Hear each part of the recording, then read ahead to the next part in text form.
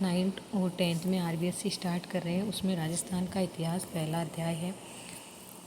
इसमें है 1949 ईस्वी में राजस्थान नाम से किसी भौगोलिक इकाई का अस्तित्व नहीं था।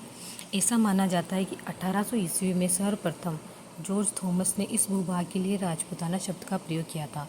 तो यहाँ से क्वेश्चन बन रहा है कि राजपूताना शब्द का प्रयोग सर्वप्रथम किसने किया था? तो किसने किया था? जॉर्ज थॉमस ने किया था। और कब किया था? तो 1800 ईस्वी में किया था। इसके बाद 1829 ईस्वी में annals and antiquities of Rajasthan के लेखक, तो यहाँ से annals and antiquities of Rajasthan के लेखक किसको बता रहा है? ये कर्नल जेम्स टोड को। एक क्वेश्चन ये बन गया कि annals and antiquities of Rajasthan के लेखक कौन है? कर्नल जेम्स टोड है। या फिर यूँ पूछ ले कि कर्नल जेम्स टोड की पुस्तक का नाम क्या है? तो कर्नल जेम्स टोड की पुस्तक का नाम है annals and antiquities of Rajasthan. इन्होंने इस पुस्तक में इस प्रदेश का नाम राजस्थान और राजस्थान रखा था। तो यहाँ से एक और क्वेश्चन बन रहा है कि राजस्थान का नाम राजस्थान या राजस्थान किसने रखा था? तो कर्नल जेम्स टोड ने रखा था। और इनकी पुस्तक का नाम क्या है? तो annals and antiquities of Rajasthan है। और राजपूताना शब्द का प्रयोग सर्वप्रथम किसने किया था? तो जॉर्ज थॉमस ने किया था। और कब किया था? तो 1800 ईस्वी में किया था। यहाँ से ये 2-3-4 क्वेश्चन बन गए। इस स्वतंत्रता के बाद जब इस प्रदेश की विभिन्न रियासतों का एकीकरण हुआ तो 30 मार्च 1949 को सर्वसम्मति से इसका नाम राजस्थान रखा गया। तो यहाँ देखिए, राजस्थान नाम कैसे रखा गया? तो सर्वसम्मति से रखा गया। और कब रखा गया? जब एकीकरण हुआ था रियासतों का, तब 30 मार्च 1949 को सर्वसम्मति से राजस्थान नाम रखा गया। प्राचीन साहित्य और अभिलेखों में वर्तमान राजस्थान के विभिन्न क्षेत्रों के भिन्न भिन्न नाम मिलते हैं। कुछ क्षेत्र उनकी भौगोलिक विशेषताओं के आधार पर, कुछ क्षेत्र वहाँ पर बसी जातियों के नामों से जाने जाते हैं।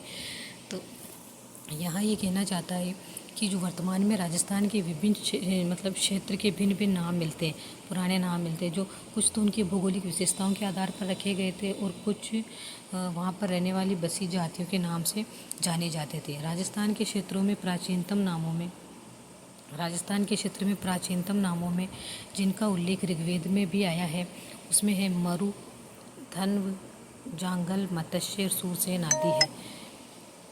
मरु और धन्व दोनों का अर्थ एक ही है और इनका प्रयोग जोधपुर संभाग के मरुस्थल के लिए हुआ है। तो जोधपुर संभाग के मरुस्थल को पहले किस नाम से जाना जाता था? तो मरु और धन्व के नाम से। और मरु और धन्व दोनों का अर्थ एक ही है। जोधपुर पहले मरु फिर मरुवार कहलाता था और कालांतर में इसे मारवाड़ कहा जाने लगा। जोधपुर सबसे पहले क्या कहलाता था? तो जोधपुर सबसे पहले मरु कहलाता था, उसके बाद मरुवार कहलाने लगा और कालांतर में इसको मारवाड़ कहा जाने लगा। जांगल शब्द का प्रयोग उस क्षेत्र के लिए किया गया है जहाँ शमी, जांगल शब्द ये रहा, जांगल शब्द का प्रयोग किसके लिए गया है? जहाँ शमी, केर, पीलू आदि होते हो। बीकानेर और नागौर के आसपास का क्षेत्र जांगल देश कहलाता था। तो यहाँ से ये भी पूछा जा सकता है कि जांगल शब्द का प्रयोग कौन से क्षेत्र के लिए किया गया था? तो जांगल शब्द का प्रयोग उन क्षेत्रों के लिए किया गया था जहाँ पर शमी के, केर के, पील आदि होते थे, वृक्ष होते थे। बीकानेर और नागौर के आसपास ऐसे पाए जाते थे और उस क्षेत्र को जांगल कहते थे।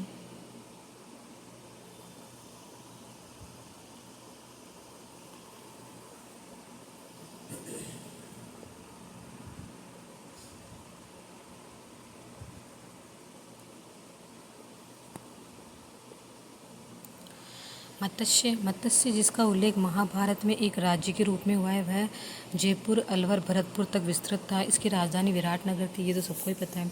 भरतपुर के मथुरा क्षेत्र से सटे हुए क्षेत्र धौलपुर और करौली के अधिकांश भाग सूरसेन राज्य से मिलते थे। यह भी प्राचीन राज्य था, महाभारत में भी इसका उल्लेख मिलता है। तो मरु व मरुवार, ये तो किसको कहते थे? जोधपुर को। और जांगल किसको कहते थे? जहाँ पर शमी के, केर के, पीलू आदि होते थे। तो बीकानेर व नागौर, इनको जांगल कहते थे। और मत्स्य सबको पता है, अलवर, भरतपुर, अलवर व भरतपुर को कहा जाता था। और इसकी राजधानी थी विराटनगर, ये रहा। और भरतपुर के मथुरा क्षेत्र से सटे हुए क्षेत्र धौलपुर और करौली के अधिकांश भाग सूरसेन राज्य से सम्मिलित होते हैं। यह प्राचीन राज्य था, महाभारत में भी इसका उल्लेख मिलता है। तो इस यहाँ से यहाँ तक की इस पैराग्राफ में तो 2-3 क्वेश्चन बनते हैं कि राजपूताना शब्द का प्रयोग किसने किया। तो राजपूताना शब्द का प्रयोग सर्वप्रथम जॉर्ज थॉमस ने किया, और कब किया, तो 1800 ईस्वी में किया। दूसरा क्वेश्चन बनता है कि कर्नल जेम्स टोड की पुस्तक का नाम बताइए, या पुस्तक का नाम देकर लेखक का नाम पूछ सकता है। तो लेखक का नाम तो है कर्नल जेम्स टोड, और पुस्तक का नाम है annals and antiquities of Rajasthan. अब इस पुस्तक में इन्होंने राजस्थान के लिए राजस्थान या राजस्थान नाम रखा, और जो वर्तमान में जो अपना राजस्थान नाम है वो जब एकीकरण हुआ था तब 30 मार्च 1949 को किस आधार पर रखा गया, तो सर्वसम्मति के आधार पर रखा गया था। और इस वाले पैराग्राफ में है कि जो पुराने नाम है विभिन्न अलग अलग क्षेत्रों के, वो 2 आधार पर रखे गए थे। एक तो भौगोलिक विशेषताओं के आधार पर रखे गए थे, या फिर वहाँ पर जो जातियाँ रहती थी उनके आधार पर रखे गए थे।